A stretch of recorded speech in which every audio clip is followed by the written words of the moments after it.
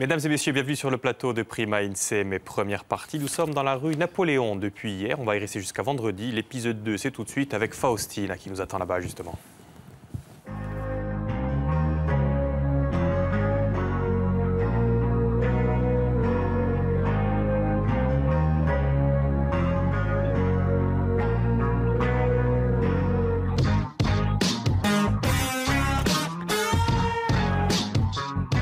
Estret edivaști a ezodor e izogulor so una finestra nanta ubassado et un otiu aberto nanta laven. Justement aujourd'hui on s'occupe de vos yeux. Il y a 40 millions de porteurs de lunettes en France, dont 15 millions de myopes. Ceci n'est pas irrévocable puisqu'il y a 150 000 opérations de chirurgie réfractive par an. Alors restez avec nous, on en parle aujourd'hui dans INSEE. Allez, à tout à l'heure. Et à tout de suite, même, à tout de suite, Faustine. D'abord, on prend le temps de noter le thème de l'émission, bien sûr. Si vous voulez participer, vous aussi, à l'émission, n'hésitez pas. L'antenne vous est ouverte, à condition d'écrire une petite question, bien sûr. Et on accueille tout de suite. On accueille Faustine. Tiens, allez. Bonjour, bonjour. Ça va, vous allez super vite, en fait. Oui, ça va. Prenez place, Faustine. Comment allez-vous? Très bien, très contente d'être ici. Moi aussi. Vincent, moi bonjour. aussi, je suis content que vous soyez là. Bonjour. Alors, vous êtes ophtalmologiste. Tout à fait. Et votre signe particulier, c'est que vous êtes passionné de technologie. Est-ce que ça aide dans votre métier? Oui, tout à fait. L'utilisation des technologies, des appareils, à l'heure actuelle, il faut être passionné pour pouvoir il vaut mieux s'y bien les intéresser. utiliser et pour pouvoir bien diagnostiquer et traiter les pathologies. Alors justement, les pathologies, quels sont les différents défauts de vision? Alors, les 4 défauts de vision majeurs, c'est la myopie, l'hypermétropie, l'astigmatisme et la presbytie. Alors quand on est myope, on voit comme ça, on a fait des petites palettes. Moi, je sais comment. Voilà, on voit comme ça, effectivement. Est-ce que vous voyez comme ça, Luc Mondologne? Oui, mais quand j'ai pas mes lentilles, hein, oui, quand j'ai pas mes lentilles, encore là, on voit même bien, là, hein, c'est un bon myope, là. Hein. Qu'est-ce que vous pensez, docteur? C'est un bon myope. Ouais. Donc le myope voit plutôt bien de près et pas bien de loin. L'astigmate, ça donne ça. Ça, je sais pas, par contre, ça donne quoi? Ben, vous allez voir tout de suite. Ouais. Est-ce que c'est ça? Donc l'astigmate a une déformation des images qui concerne à la fois la vision de près et la vision de loin. Ensuite, nous avons la presbytie. Donc la presbytie, c'est la perte de l'accommodation, c'est-à-dire comme l'autofocus d'un téléphone portable qui fait la mise au point pour faire une photo nette de près, c'est l'accommodation. Et l'accommodation s'use avec le temps et à partir de 40-45 ans, en fonction des patients, on commence à voir la perte de la vision de près. On est forcément presbyte presbyte à un moment donné. Tout à fait. Voilà. Et enfin, l'hypermétropie. Et l'hypermétropie, le patient peut y voir net en compensant, en forçant un petit peu sur les yeux, je dirais, et a besoin de lunettes pour mettre ses yeux au repos, en quelque sorte. Alors, avant d'enlever nos lunettes, ce qu'on va faire, c'est qu'on va aller voir le docteur. Oui, petit jeu de mots. On va aller voir le docteur Sagnan Abbassia qui nous parle de l'œil. Allez. Si vous voulez. Très bien.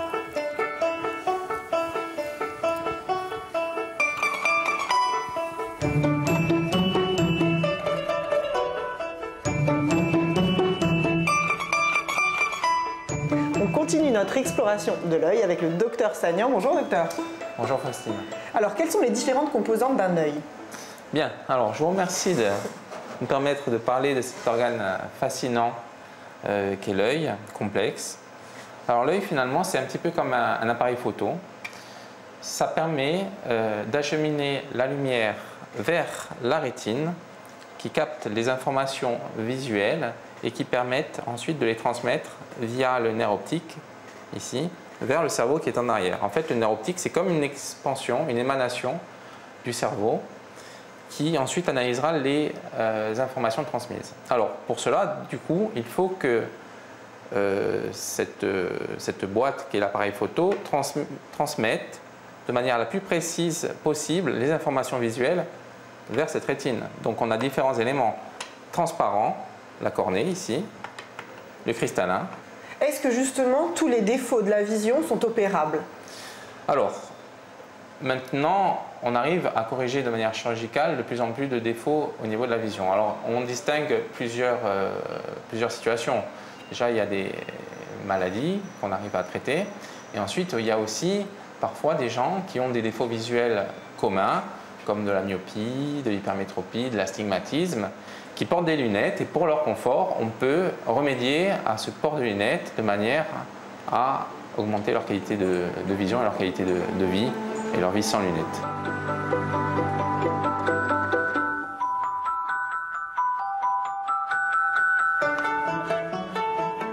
À partir de 40, 50 ans, forcément, à un moment donné, notre vue baisse.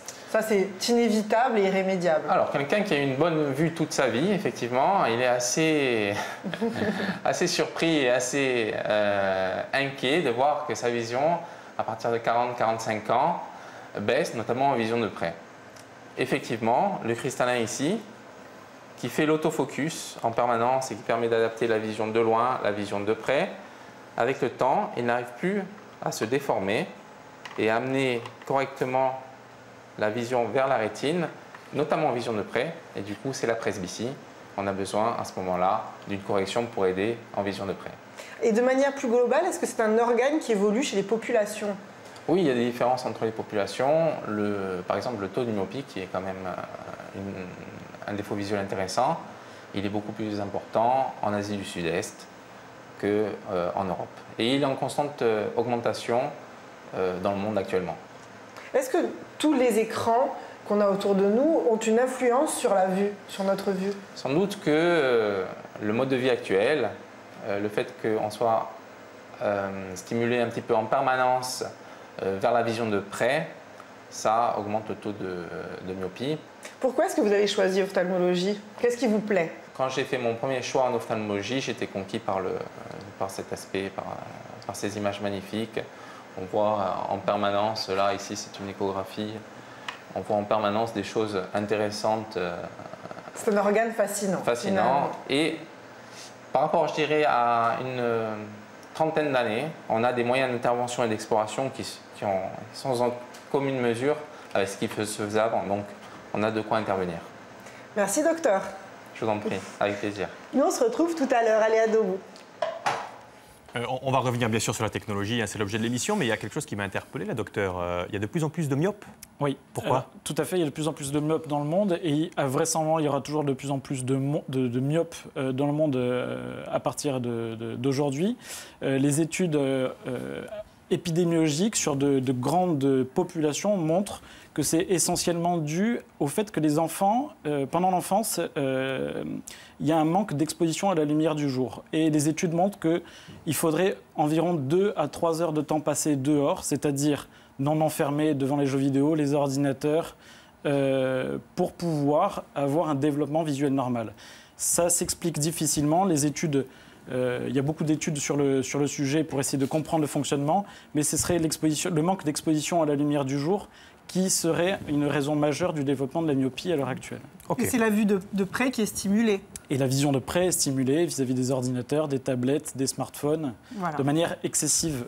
Mais ce n'est pas irrévocable grâce à la chirurgie réfractive, n'est-ce pas? Qu'est-ce que c'est la chirurgie réfractive? Donc la chirurgie réfractive, c'est tous les moyens qui sont à notre disposition de corriger les défauts de la vision, qu'il s'agisse de la myopie, l'hypermétropie, l'astigmatisme et même à l'heure actuelle la presbytie. C'est-à-dire pouvoir se passer de lunettes ou de lentilles par une méthode chirurgicale laser.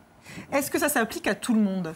Alors, disons, tous ces défauts visuels peuvent être corrigés à condition qu'ils ne soient pas très importants et en ciblant les patients qui sont le plus éligibles à ces opérations. Éligible, c'est-à-dire qu'il n'y a pas tout le monde qui... Alors, c'est-à-dire qu'il faut cibler les bons patients. Le patient idéal, c'est un patient qui n'est pas trop jeune, c'est-à-dire opérer un patient qui a moins de 23 ans, par exemple, ça peut parfois être risqué parce que la myopie peut continuer d'évoluer vers 23-25 ans. Donc, on peut opérer un patient qu'à condition que sa vision soit parfaitement stable. On reviendra peut-être là-dessus. Mais est-ce qu'on corrige de manière définitive? C'est-à-dire que j'aurai plus jamais de lunettes? Alors, il y a la myopie, quand on l'opère, admettons, vers 25 ans, va rester traitée et corrigée par la méthode laser jusqu'à l'âge de la presbytie. Arrivé à l'âge de la presbytie, vers 45 ans, à nouveau, on aura besoin de lunettes. La même chose pour l'hypermétropie, l'astigmatisme. Arrivé à l'âge de la presbytie, on aura quand même besoin de lunettes. Donc à 45 ans, il se passe quelque chose. Il y avait une question internaute tout à l'heure qui m'a interpellé. J'aimerais qu'on la remette. Quel est le taux de réussite de ces opérations? Donc on verra comment vous choisissez le client, mais une fois qu'il y a l'opération, est-ce que c'est 100% ou... Alors, si le patient est bien ciblé en fonction de son âge, de son problème visuel, de ses motivations, de son problème de vue, on peut estimer que les chances de réussite sont de 99%. Ah. Donc on sort grosso modo en y voyant très clair. Voilà, les patients qui sont bien sélectionnés sont très très contents de leur opération. Plus concrètement, comment ça se passe? Par exemple, dans le cas de Luc, qui est myope, il arrive chez vous et il dit « je veux me faire opérer ». C'est aussi simple que ça? Peut-être qu'il me dit non d'ailleurs. Alors, peut-être que je dis non. Donc, tout dépend. Donc, la question principale, c'est qu'effectivement, le souhait de la chirurgie émane du patient. D'accord, c'est pas vous qui proposez. C'est pas quelque chose qu'on propose. C'est le patient qui s'est déjà renseigné, qui ne veut plus porter de lunettes, qui ne supporte pas les lentilles ou qui ne supporte plus les lentilles, ou enfin qui a une mauvaise manipulation des lentilles, qui ne se lave pas les mains, qui dort avec ses lentilles, qui va à la mer ou à la piscine avec ses lentilles. Tout ça, c'est des situations dangereuses qui font qu'on peut privilégier de se faire opérer de chirurgie réfractive plutôt que de continuer à mettre des lentilles de manière inappropriée. Donc la plus importante, c'est que le patient veuille se faire opérer. Bon, c'est celui qui vient et qui vous demande, mais après vous refusez. Alors donc après, en fonction, donc connaître l'âge du patient, donc je ne sais pas quel est votre âge. Plus de 18 ans, plus de 23, plus de 23. Je suis bientôt presbyte. Hein. Voilà. Donc ni trop jeune, ni trop vieux, et que la vision soit stable depuis au moins 1 à 2 ans. Ça, c'est les critères de bonne section du patient. Et ensuite, il faut que la myopie soit... l'astigmatisme, etc., soit léger à modéré. Une myopie très très forte n'est pas opérable par les méthodes actuelles. C'est intéressant. Sur 10 patients qui viennent vous voir pour dire « moi je veux me faire opérer, docteur », vous en sélectionnez combien, vous? Donc sur 10 demandes, il y en a 9 à qui je vais dire que c'est un mauvais cas. Pourquoi? Parce que soit on me l'a demandé trop tôt, à l'âge de 18 ans c'était trop tôt, une myopie qui est trop importante. 9 sur 10, vous les refusez? Oui. Le refus est important. Le refus est important. Pourquoi? Parce que si on peut toujours, il ne faut surtout pas céder à un patient qui veut absolument se faire opérer. Pourquoi? Parce que c'est dans ces cas-là que le patient va être mécontent du résultat. Comment se passe l'examen préopératoire? Donc l'examen préopératoire consiste à faire un examen simple de la vision pour estimer l'importance de la myopie, de l'astigmatisme, voir la vision du patient, qu'il ait une vision qui soit impeccable, et surtout éliminer les contre-indications d'ordre médical à la chirurgie laser, qu'il n'y ait pas de glaucome, qu'il n'y ait pas d'œil trop sec, de diabète sur la rétine. Tout ça, c'est des facteurs médicaux qui doivent contre-indiquer l'opération. Ceci, s'il a l'œil sec, ça veut dire qu'il ne peut pas porter de lentilles, et s'il a l'œil trop sec, il ne peut pas se faire opérer au laser. Donc il est obligé de porter des lunettes, celui-ci. Exactement. D'accord. Il y avait une question qui m'a aussi, encore une fois, qui est passée subrepticement. On va prendre le temps de la relire. Est-ce que je peux aller travailler dès le lendemain, ou y a-t-il une convalescence après s'être fait opérer, docteur? Alors, tout dépend de la chirurgie laser qui a été choisie.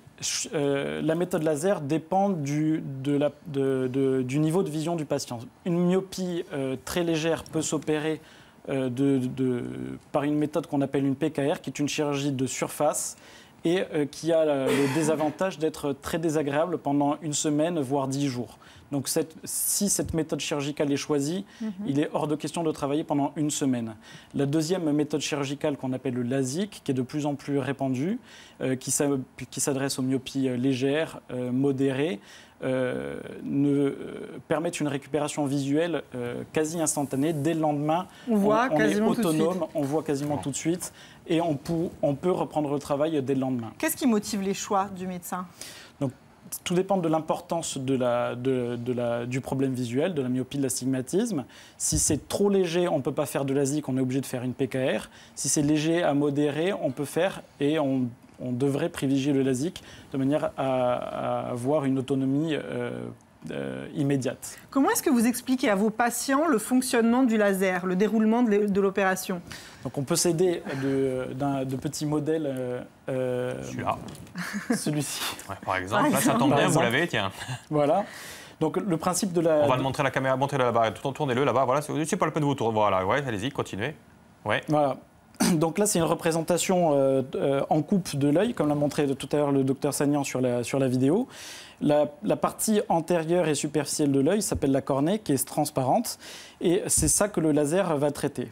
Donc soit il y a un traitement de surface, c'est la PKR, qui va remodeler la surface de la cornée pour corriger les défauts visuels, soit on va utiliser le LASIK qui consiste à décoller un petit volet de la cornée. Le laser va traiter l'intérieur de la cornée, la remodeler, et on repose ce petit volet sur la cornée, ce qui fait que c'est totalement insensible dans les suites opératoires et la récupération visuelle est très très rapide. C'est une modification de la structure de l'œil. C'est une modification de la structure de l'œil, de la partie antérieure de l'œil, de la cornée. Il y a un endroit où on fait ça, un endroit que vous êtes allé découvrir, du côté de Bastia, un endroit au top. Moi, j'ai découvert en même temps que vous, et en même temps, vous allez le découvrir parce que j'ai déjà vu le sujet avant. Avec une technologie de pointe. On regarde tout de suite.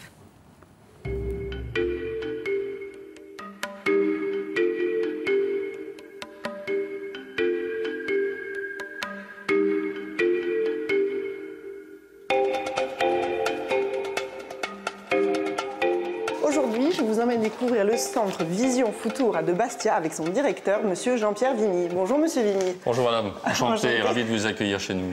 Vision Futura, qu'est-ce que c'est? Alors, Vision Futura, c'est d'abord 850 mètres carrés dédiés à l'ophtalmologie, de la chirurgie réfractive qui consiste à corriger les défauts de la vision, myopie, hypermétropie, astigmatisme et presbytie, bien évidemment, et aussi une partie dédiée à l'esthétique et une partie dédiée à tous les traitements et surtout les analyses des défauts visuels.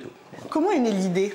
Alors l'idée est un concept 100% corse. Le créateur de tout cela, c'est le docteur Alain Simoni. Donc ça, c'est une idée de génie qu'il a eue parce que pour nous, on a pu à ce moment-là mettre notre technologie, mettre des lasers qui permettent de pouvoir éviter aux Corses, si vous voulez, de se déplacer sur le continent, ce qui n'était pas le cas. Avant février 2013, on avait un avion pour aller à Nice ou Marseille, notamment, alors que maintenant, tout peut se faire ici. Quelle est la plus-value du centre, selon vous? La plus-value, c'est de donner aux ophtalmologistes corses et à leurs patients cette faisabilité. Je pense que c'est quelque chose qui est en soi énorme, hein. Pour tous les examens qui sont possibles et disponibles. Donc ça, c'est une plus-value énorme pour la population corse et leurs médecins. Le lieu est important. Le lieu d'implantation. Le lieu d'implantation, oui. Écoutez, je pense qu'il faut choisir un quartier, effectivement, qui peut être assez central.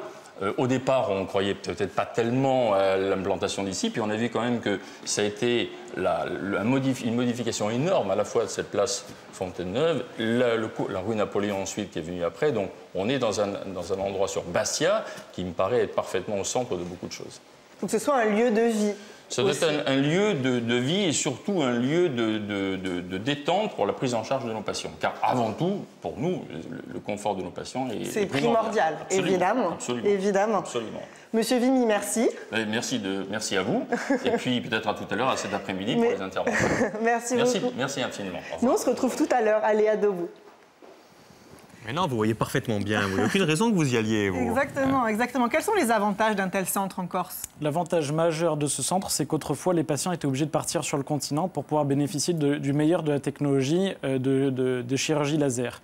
Et c'est vrai que l'intérêt majeur de ce centre, c'est que c'est en réalité comme une dépendance, je dirais, des centres Vision Future qui sont sur le continent, qui sont très bien positionnés dans, par exemple, le classement Le Point, je ne sais pas si vous connaissez. Ils sont dans le trio de tête des classements des cliniques en matière de qualité et de sécurité.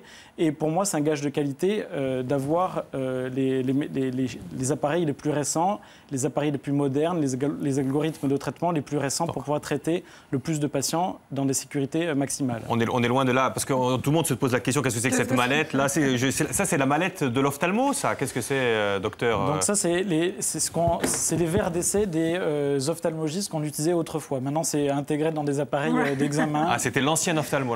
C'est une antiquité, ça. Ça devrait être une antiquité à l'heure actuelle. D'accord, regarde, on a tous connu ça. Ouais. Alors, allez, je referme la mallette, Jean-Michel. Exactement. Hop là. Quels sont les coûts de l'opération? Alors, donc c'est quelque chose aussi que je voulais aborder. Le deuxième intérêt majeur d'avoir un centre en Corse, c'est évidemment d'éviter les problèmes logistiques, de se déplacer sur le continent. À la fois pour le chirurgien. Ça coûte combien alors? Dites-nous, ça coûte combien? Alors, de manière très concrète, ça coûte entre 2 et 3 000 euros en fonction du type de pathologie à traiter. 2-3 000 euros par œil ou 2-3 000 euros en tout? Alors, autrefois, c'était 2 ou 3 000 euros par œil. Désormais, c'est entre 2 et 3 000 euros pour les 2 yeux, évidemment. On va voir Sachant avec... que ça n'est pas, excusez-moi, remboursé par la Sécu, mais peut être pris en charge par la mutuelle. Voilà, c'est... D'accord. Mais j'aimerais, non, parce qu'il ne reste pas beaucoup d'émissions, donc d'accord, on a bien compris. J'aimerais qu'on arrive avec Bastien. Non, mais c'est vrai, parce qu'il y a un patient qui nous attend, enfin un ex-patient, qui s'est fait opérer il y a peu de temps. Il s'agit d'Alain. Bonjour Alain.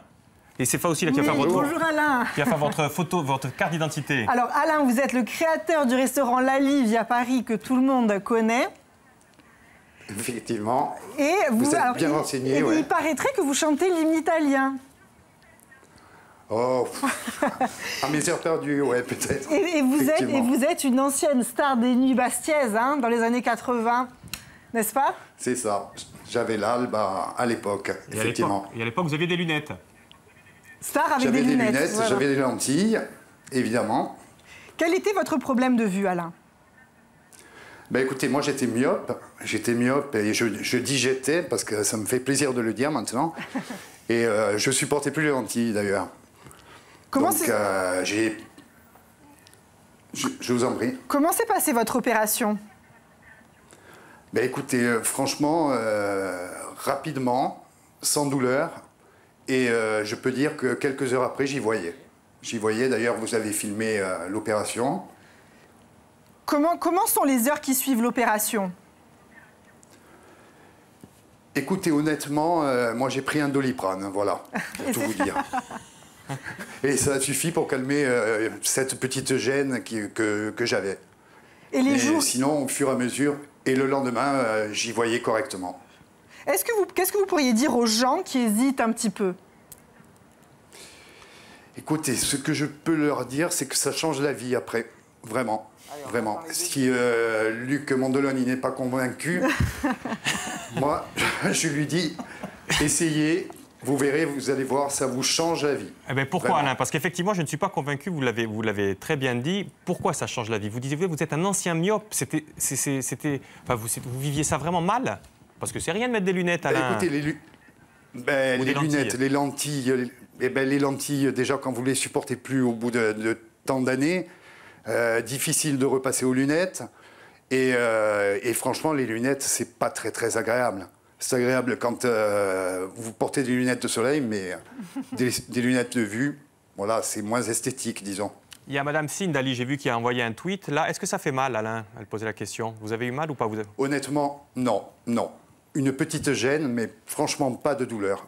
Pas de douleur. Docteur, est-ce qu'on peut garantir à Alain que ça va être un ancien myope jusqu'à la fin de ses jours?